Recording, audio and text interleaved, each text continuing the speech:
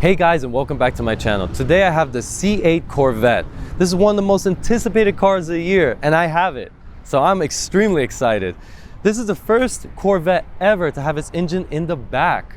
And then Chevy promised it'll perform like hell, and it does. 0 to 60 in 2.9 seconds. But that's not the astonishing part. The astonishing part is this starts at $60,000. Realistically, out the showroom, 85, 90, but still, what other mid-engine sports car can you get for that price that's gonna look this amazing and be that quick? Now, my next question is, not so much will I enjoy this car, because I have a feeling I will love this car. I will love driving it. But can it finally be in the category of exotics or mid-engine cars? Can it finally be there? Now let's start talking about the outside.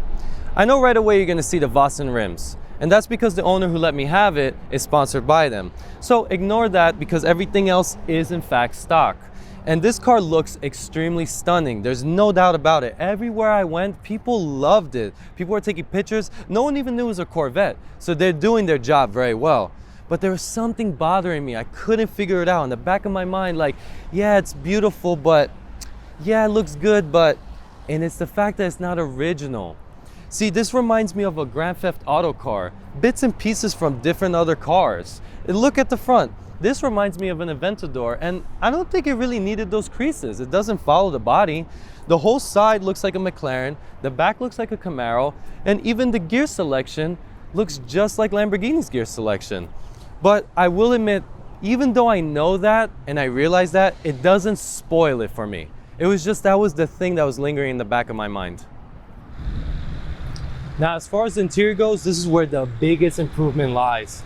Corvettes are known for having very cheap and plasticky interiors, almost as if it shares the same material as a Fisher-Price kitchen toy set. This, however, is a real kitchen. This one is the 3LT package, the highest trim Chevy offers. It has two-tone racing seats, matching stitching, and other features I'll show you later. But first, let's take a look inside.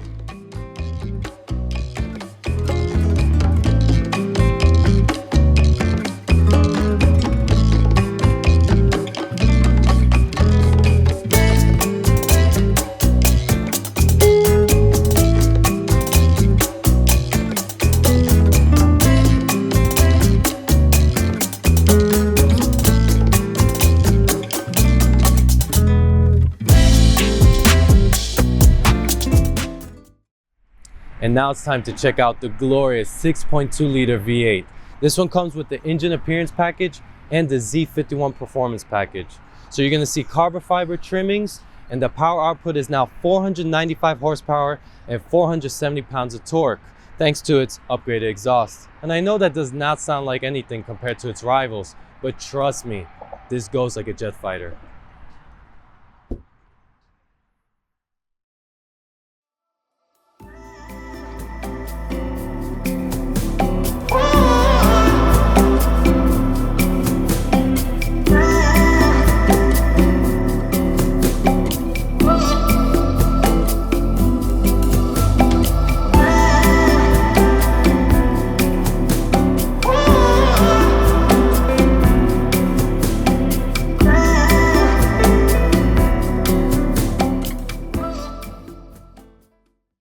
And since we're back here, you're going to realize that behind the engine is a very spacious trunk. It's big enough to put luggage or cargo, but it's mainly designed so you can store your Targa top roof. But in the front, you have another trunk that's almost the same size as most exotic cars. Now it's time to turn her on.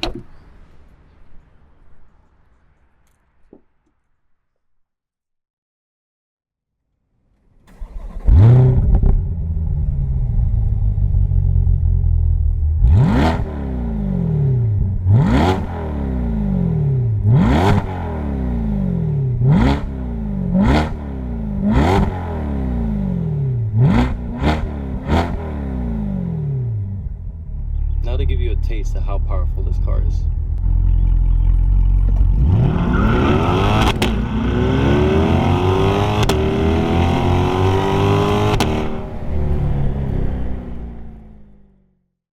How is it to drive the brand new Corvette? The first thing that becomes very apparent is that it's very quiet in the cabin, kind of eerie. you don't hear the engine at all. It's so quiet you could hear the turning signal louder than the engine. And that's something I didn't expect of a car this nature. A car like this, you want it to be charismatic and loud. You want to be in tune with what's going on with the engine, but you don't get that sensation at all. So earlier I was going to talk about what else the 3LT trim package gives you. And you get these voice speakers, which pumps so much bass, it rattles the doors. I don't know if that's a build quality issue or that's just how powerful the bass is. Next, you have this PDR system. And what it does is it records if you were to take this car to track, but you don't need to actually take it out to track. Right now, we're driving to South Beach. I turn start recording. You're gonna see exactly what I see, but it's gonna show you my revs, what gear I am, and I'll just move things around so you can kind of see it. And it shows it. And you can give it some gas, it'll show you, and it records everything. So that's a pretty cool feature.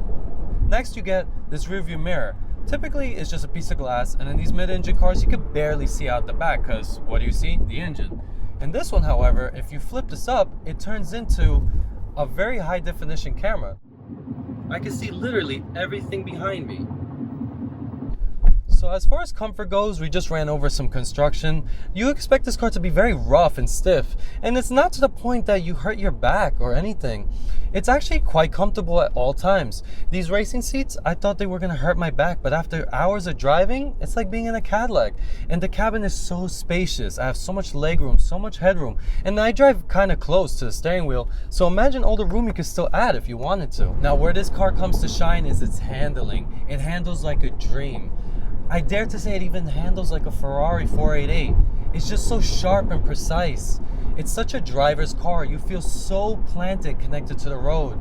That Z51 package I spoke about earlier added many other things, like bigger brakes, better tires, refined suspension, and an electronic diff. And you can tell, you can really feel the difference when you're taking these turns.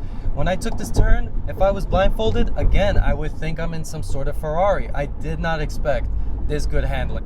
Now, if we talk about the modes, I will admit I can't really tell a very strong, distinctive difference between them. Yeah, you have my mode, which is customizable. You have winter, which is obviously would be the safest for bad conditions.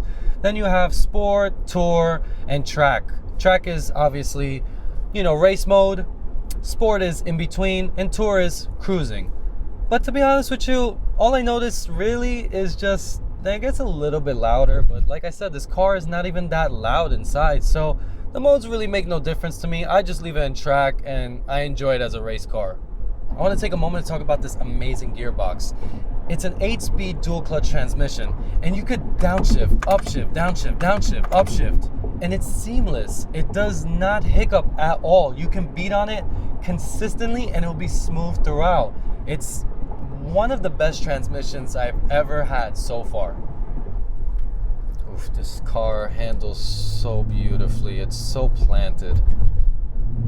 I love this car. It's so great. Really, it's only until you drive it that you fall in love with this car. I will admit, in the beginning I was a little skeptical, but you have to drive it. Drive it. Give it a chance. Give it a chance. Throw that idea out of your head. Oh, it's just a Corvette. It's just plastic. Throw it out of your head. Trust me. Drive it first, and then tell me what you think. Now, I gave the transmission some high praise not too long ago, but I did find two things I don't like about it. I'm coming to a stop sign right now. I'm slowing down. Doesn't matter what mode I'm in. And it starts to like sputter as if it's stalling out, which I find very strange. I don't understand why it does that. And second, why do I have to click drive? If this is a paddle shifter, why can't I just click this to go into drive? I literally have to always click drive. So I'm not used to that. I'll reverse and then click this thinking I'm in drive. Nope, I'm still in reverse, and I start reversing. And another thing, the reverse and the drive, I don't see it being an issue, but my passengers kept saying that because you lift them the same way, that eventually somebody without looking is going to put the wrong gear in. And I could kind of see that happening. Another thing I find so fascinating is the amount of attention this car is giving me. Now, I knew it was going to give me some sort of attention, and the last time I had a car that gave me so much attention was a three-wheeled car called the Vanderhall. But this is on a whole different level. Without any exaggeration, I have people stop me, and everywhere I go, doesn't matter if they're jogging, riding a bike, even if they're driving, they'll double park and come out and ask me, what is that? Or if they do know what it is, automatically, Is that a 2020 Corvette? I need to take a picture. The more and more this car is going to come out, yeah, the wow factor is going to go away. But I'm telling you, they did a great job with this car. They did a great job. Now that we're sitting in traffic, there's really not much I could think about this car that I don't like. This car is fitted for a driver. Everything is facing the driver. It is such a driver's car because of how it handles. It looks stunning. It's so much more refined than the old Corvette. And I know I never ever mentioned this in any of my videos, but the price is amazing for what you get. And the reason I point that out is because that is a selling point, so I have to bring that point up. And at the end of the day, there's really nothing wrong with this car. I can really nitpick. I can say that the screen has a very basic looking menu, something that's probably seen in a Chevy Cruze. But what does it matter? The moment you go through it and you see the Corvette graphics or put Apple CarPlay, does it really matter? It does its job. Yeah, the screen lags a little bit when I go through modes, but does it matter? The car still performs. It still does what it's supposed to do. So I really don't see anything that's wrong with this car. People might say that there's some build quality issues, but I don't see it. I don't see anything wrong. Like I said earlier, maybe, yeah, the rattling from the bass, but I feel like every car, if it has a strong bass, would rattle. And the stitchings, I've read that people were complaining about them, and I don't see anything wrong. I just feel like that's somebody that took one or two bad batches, posted all over the internet, and they're just bashing the car. I actually really like this car, and I feel that it's a good car. As you can see, I genuinely enjoy driving the new Corvette. But the question remains, is it now in the same class as its mid-engine and exotic rivals? Absolutely. I know it may not be as refined as a Ferrari or well built as an Audi R8, but let me put it to you this way. Corvettes have always been fast and cheap, but in the same way as a good old American cheeseburger from a fast food joint. But now with its stunning looks, rear mid-engine placement, proper interior, and razor-sharp handling, it's the filet mignon on a menu of a more upscale restaurant. Granted, not as well garnished as the other steaks. But remember, you're still paying cheeseburger money for this meal, and who could say no to that? Thank you for watching.